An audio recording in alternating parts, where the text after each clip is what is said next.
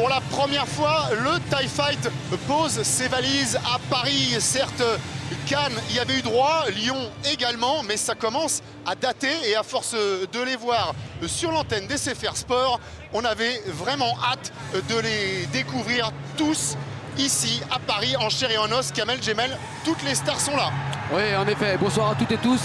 C'est vraiment une grosse équipe et c'est peut-être la première grosse affiche de l'année 2017. On va avoir vraiment de quoi se faire plaisir à chacune des oppositions ce soir, Kamel. Ouais, 10 au total dans un format que vous connaissez bien puisque tous les ans vous y avez droit. 3 rounds de 3 minutes, règle full Muay Thai. Cette fois-ci, ils auront évidemment des coups d'hier. La soirée est placée sous l'égide de la FFK-MDA et elle a été mise sur pied par l'organisation TIE Fight, largement épaulée par Hamidou Mezidi, avec lequel on essaiera de s'entretenir un peu plus tard dans la soirée. Une soirée qui va donc être longue, qui va être en live, qui va être exclusive sur SFR Sport 5. On espère que vous avez passé un très très bon moment. On n'en doute pas, une fois encore, c'est l'un des plus beaux plateaux depuis des lustres.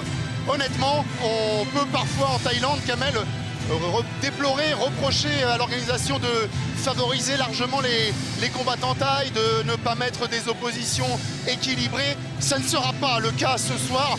La fight card a été montée par Hamidou Mezidi et honnêtement, ça va fighter, ça va Thai fighter même sur ce ring de cette magnifique salle du stade Pierre de Coubertin.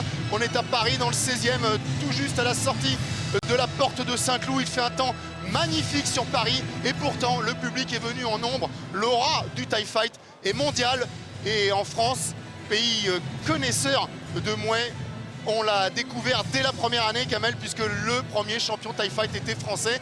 C'était tout simplement Fabio Pinka.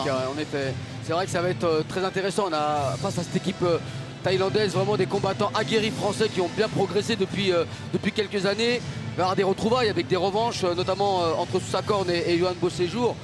Mais voilà, on espère vraiment que ces Français vont bousculer ces champions thaï et peut-être avoir des résultats qui vont être un peu différents des précédentes sorties des Thaïlandais, notamment au TIE Fight London où les Thaïs avaient remporté 7 combats sur 9. On aimerait bien que ce ratio soit du côté français.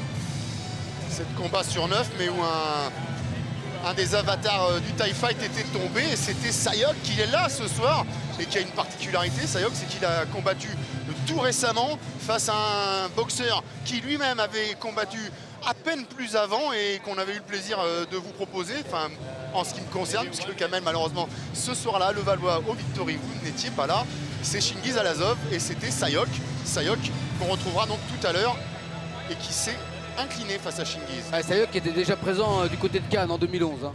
Oui, mais c'était alors un Sayok flamboyant, un Sayok craint, redouté par l'ensemble des combattants qui évoluaient dans sa catégorie, une catégorie qui elle aussi a évolué depuis. Voilà, on attend un petit peu, on est en direct en Thaïlande également. On est donc calé un petit peu sur un rythme évidemment largement majoritairement français, mais où la courtoisie veut aussi qu'on respecte un certain timing. Une salle déjà bien garnie hein, à Coubertin. Et derrière moi, il y a Farid Guillaume qui passe, il y a beaucoup de champions. Hein. On rappellera tout ça tout à l'heure. On peut même en parler de l'un d'entre eux qui est juste à côté de nous. Parce qu'il aurait dû être sur le ring pour le premier combat, c'est Brice Delval. Brice Delval qui a échoué à la pesée hier, qui était largement au-dessus de la limite. La pesée, on y reviendra aussi un petit peu. On est venu ici au stade Pierre de Coubertin pour y assister, prendre un peu la température, s'entretenir avec certains Français dont l'un, ou en tout cas 2 d'entre eux ne sont pas souvent en France, c'est les frères Pinto. J'ai pu m'entretenir avec l'aîné, c'était intéressant. On y reviendra pendant son combat. Et Brice Delval, donc oui, qui est remplacé par Kamal Aousti de la team Alamos. Oui. Remplaçant de luxe hein, quand même. Kamal Aousti, c'est pas le dernier venu. Remplaçant de luxe, mais qui va quand même intégrer un prestigieux gala en n'étant pas à 100% de ses moyens. Qui va en tout cas donner 100% de ce qu'il peut faire Mais on sait qu'aujourd'hui, Kamel, les combattants s'entraînent toute l'année, prêts à répondre à un éventuel remplacement, comme c'est le cas ce soir pour Kamel Aousti. Et connaissant Rodrigo, il n'a pas pris ce combat à la légère. S'il a envoyé Kamel Aousti, c'est qu'il y a de la préparation derrière déjà.